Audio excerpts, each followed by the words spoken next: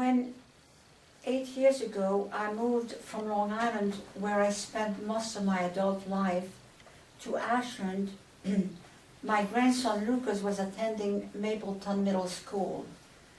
Their curriculum included studies of the Second World War and the Holocaust. Because I'm a native of Belgium, lived through the invasion and 4 years of occupation by the Nazi, my son Stephen asked me if I would be willing to go to the school and share some of those experiences with those young people. Since the war had ended, I had never talked about it with friends or family. Neither did they. It was over, we had to pick up the pieces and go on. So this was the first time I had to go back in such depth to memories of that period of my life. But let me first give you a little background before going into the wartime. I was born in a small village in Belgium, near the French border, where coal mining and metal work were predominant industries. Both of my grandfathers were coal miners. While the U.S. was going through the Great Depression, there was a lot of unrest in Belgium, as there was throughout Europe at the time. We had a general strike in 1932. Work was hard to find. My father became unemployed and out of work for 2 years, which prompted my parents to look for employment in Brussels, any kind of employment. They settled for a job as cook and butler for a widow and her adult son, even though neither of them had any experience in those fields. My mother was taught by her employer, who was a refined cook, and became an excellent chef. My father learned his trade very quickly. I will add that this was the beginning of a great career for them, which ended in New York City about 30 years later, when they retired from their work for Adam and Sophie Gimbels, the owner of Saks Fifth Avenue. My grandparents had moved to Brussels also, and I went to live with them. My parents were not allowed to have children living where they worked. My grandparents were the best of the best ever. The First World War had ended only a little more than a decade ago. It had had a profound impact on our people. They were still trying to put their lives back on track. The invasion of 1914 had left deep, deep scars in their heart and mind.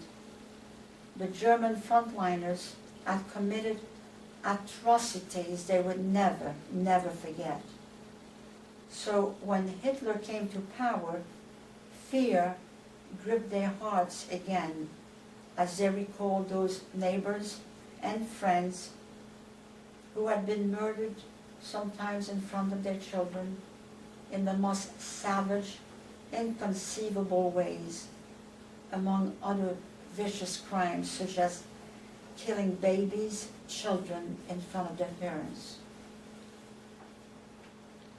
In 1937, our army, which was compulsory then, was mobilized to guard our borders and prepare for an attack by the Nazi.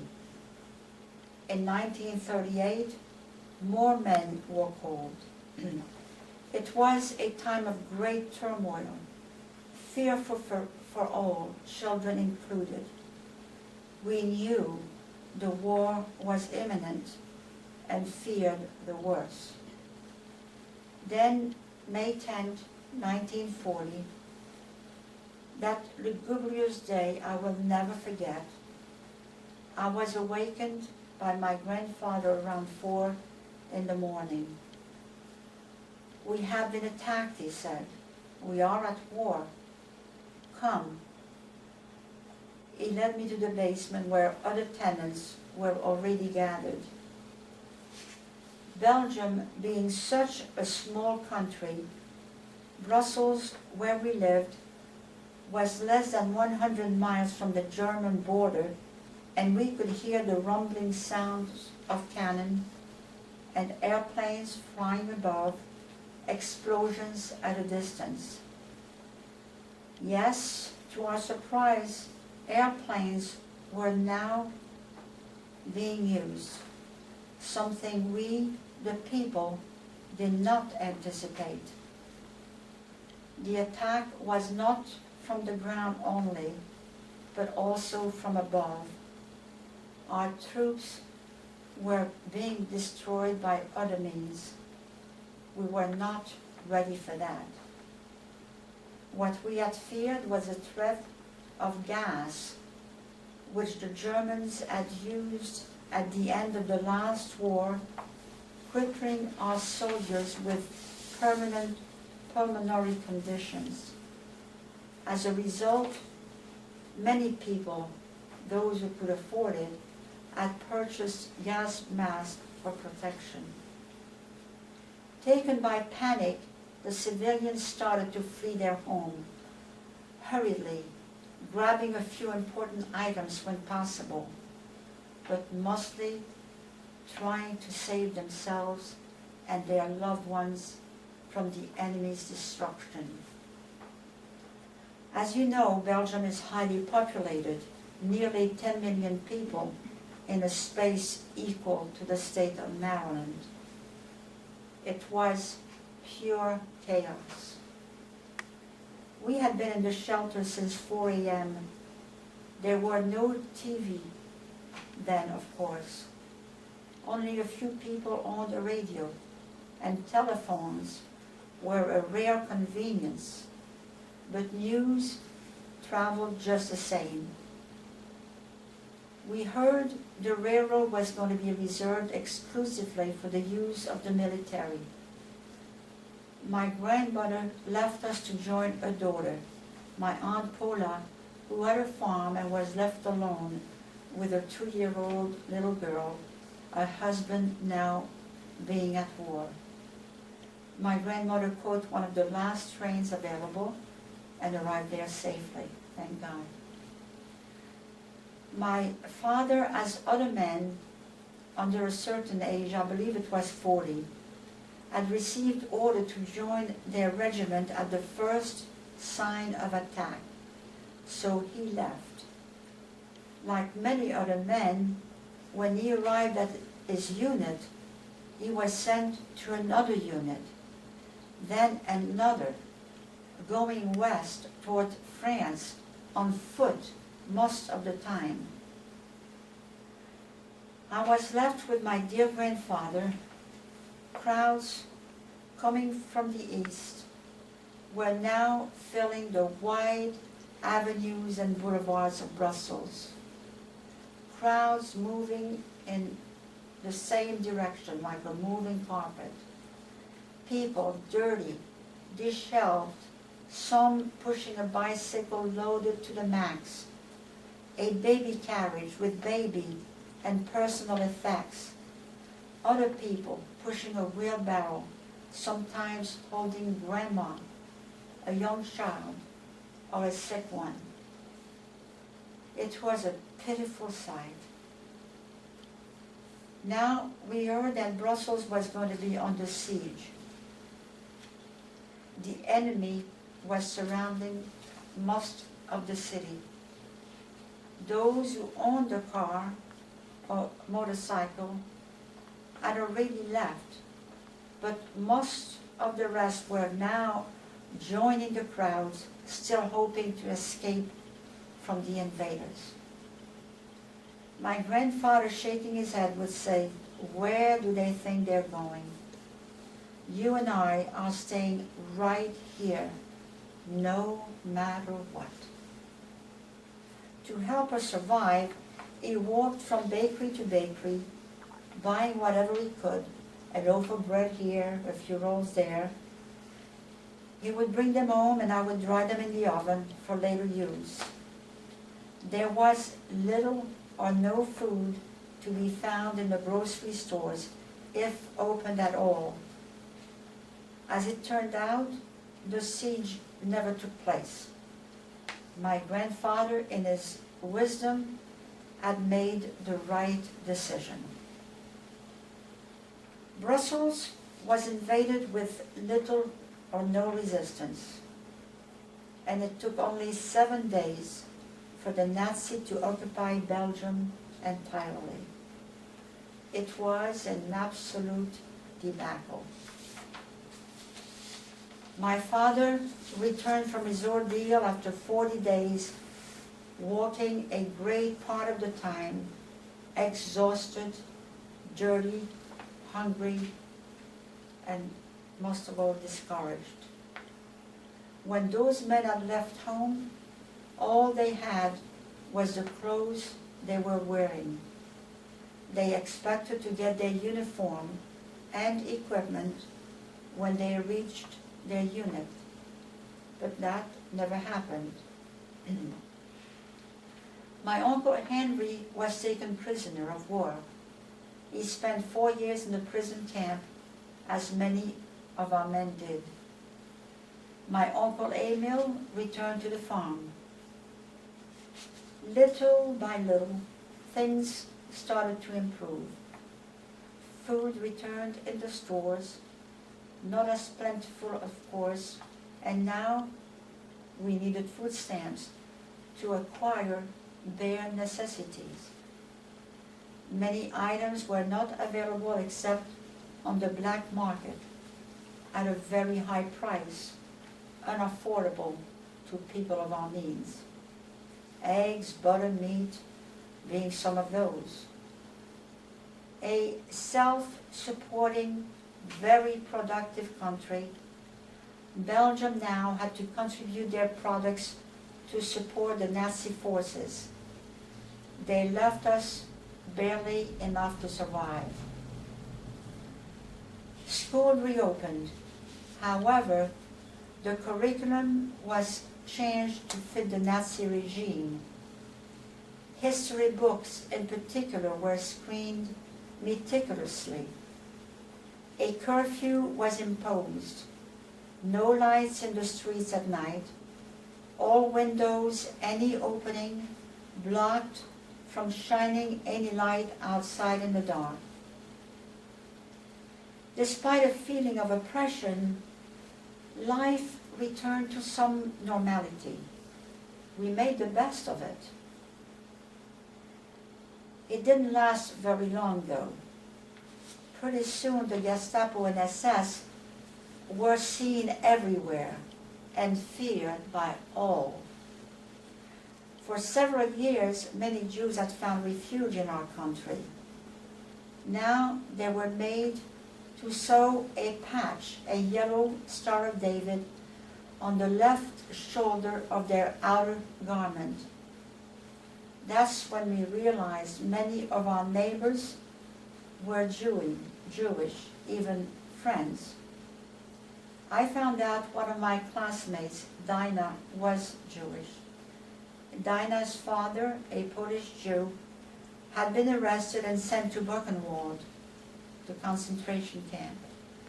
So she was left alone with her mother in a one-room apartment without income. As I mentioned before, food was scarce, but because my aunt had a farm, we had a little more than most families. Even though crops were confiscated by the Nazi, the farmers managed to put a little aside for their own use and their close family, as well as for beggars who went door to door for a piece of bread. We often ate grain or rice, which in the past would have been fed to the animals. I had always been a very finicky eater, but let me assure you that changed quickly. Mm-hmm. So since we were a little better off, my friend Dinah joined us at least once a week for dinner and would go home with a meal for her mother, a few slices of bread, a potato or two, or sometimes a small pail of coal. Coal, which was used for heating and cooking, was extremely expensive too. My grandfather, as a retired coal miner, received a load of coal each month as part of his pension. When we needed doctor's care at home or in his office, nothing pleased him more for payment than a pail of coal which he carried home as a prized possession, a big smile on his face. Reflecting on that, I realized how God had so graciously provided for us. But back to Dinah. She and I became dear friends. Then one day she missed school, then a second day.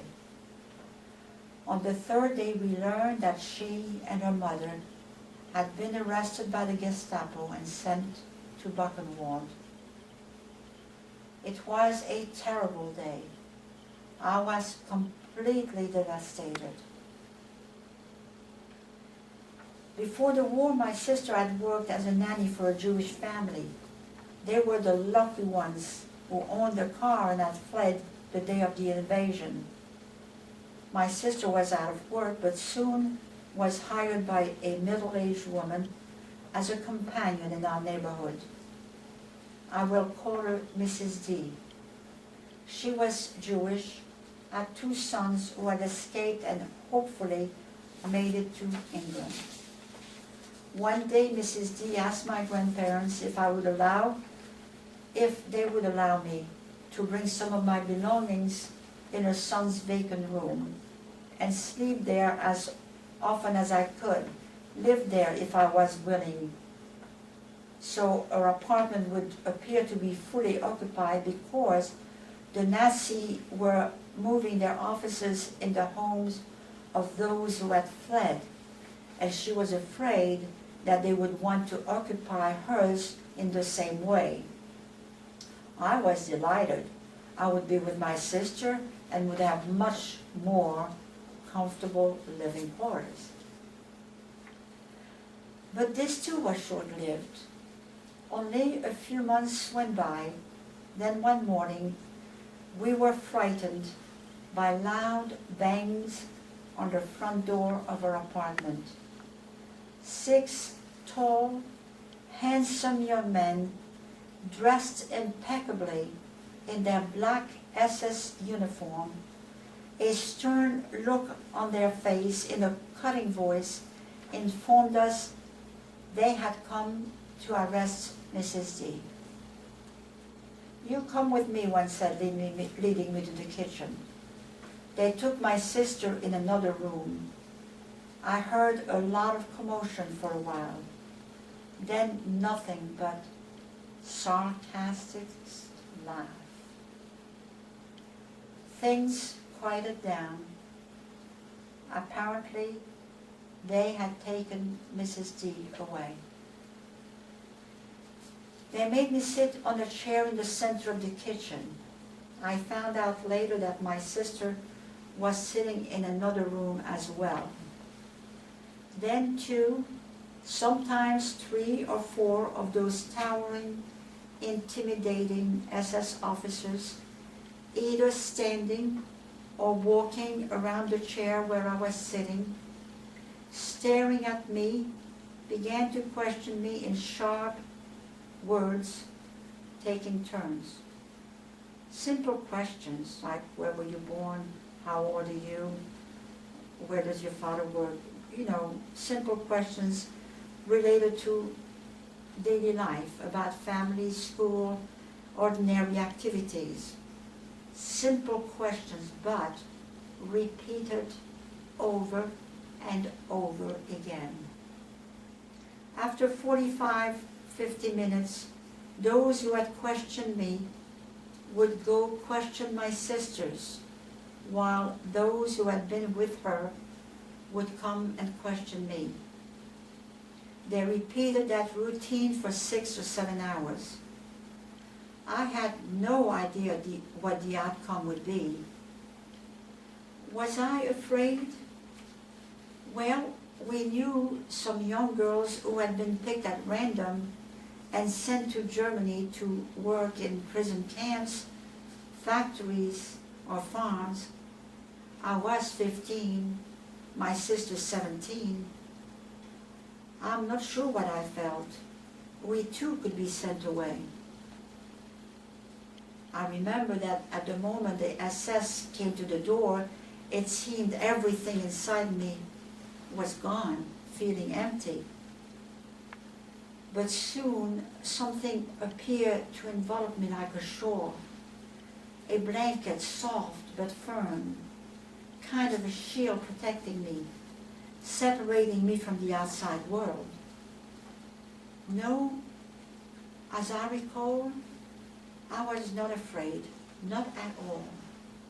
I was calm, composed, stable, able to answer those questions with ease.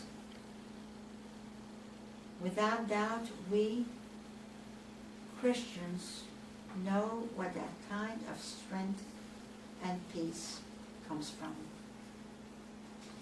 During that time, the word had gotten out that my sister and I were being held hostage to the SS.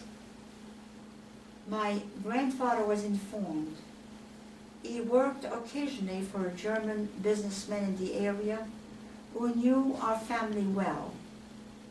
My grandfather went to see him, told him what was happening, and within a short time, that man, Karl Schreiber, came to speak to the SS officers. Within minutes, we were released, safe and sound. To get around Brussels, we either walked or rode in streetcars, and these were usually really overcrowded. The Gestapo would often force the streetcars to stop anywhere on their route, make the passengers get off, have them stand with their arms up against the car, a tree, or a building, do a search of their pockets, bags, shoes, hats, without, of course, any respect for anyone. I was traveling in a streetcar one day, standing pressed against other people, when the car stopped suddenly and I heard a whisper in back of me, "I am an undesirable." A glance around my shoulder perceived an elderly gentleman with a yellow star on his shoulder. I was wearing a loose coat with wide sleeves and instinctively stretched my arms above, reaching for the overhead bars, hoping to hide the poor old man. The SS squeezed their way through, never saw him. I don't know what or who they were looking for, and they left. We started to hear about the resistance, but very secretly, of course. My parents' employer at that time was an attorney who had 4 sons. The oldest, Jacques, was 17. Father and son were involved in the underground movement. One day he asked my mother to bake a loaf of bread in which she would hide a metal tube filled with documents and currency, as they would be leaving that night. We found out later that they had been able to escape to England in a small boat and continue their work there. In 1942, I began to spend more time at the farm, weekends, recess, and summer vacation, and quickly learned how very active the resistance was. I soon realized my Aunt Paula was very much involved, although we never openly spoke about it. Who would dare? Someone might hear. As we found out after the war, some of the villagers who had collaborated with the Nazis, often for material gratification, had a hit list naming some of our relatives and friends. One late afternoon, my aunt said to me, "Get a bike, we're taking a ride." She loaded the bicycles with bags filled with food and other items, and we started off, crossing pastures, riding through fields, narrow paths, places totally unfamiliar to me. After a good 40-45 minutes, we stopped. We unloaded my bike, transferring my load onto my aunt's, so heavy now that she would have to walk and push her bicycle. She told me we were only about 10 minutes away from Binche, a familiar town, gave me directions to get there. From Binche, I knew my way back to the farm. She warned me though, "Don't stop or talk to anyone. You will pass the armory in Binche. If anyone poses your question, simply answer that you took a bike ride, got lost, but now you know your way home." She did not mention, however, that those likely to question me or stop me were the 2 German guards pacing back and forth in front of the armory, carrying their machine guns on their shoulders. I never knew my heart could beat so hard and so fast than during those few moments. That excursion was repeated. However, I made sure to take a detour, avoiding the armory experience. Only when I returned to Belgium in 1999 did I find out the location where the goods were being delivered by my aunt, a farm at the edge of a forest where 15-20 men were hiding, performing acts of sabotage to prepare for our allies' invasion.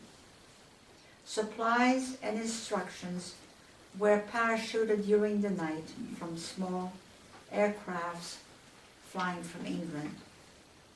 I also had the privilege to meet and spend a few hours with the last survivor of that group of men.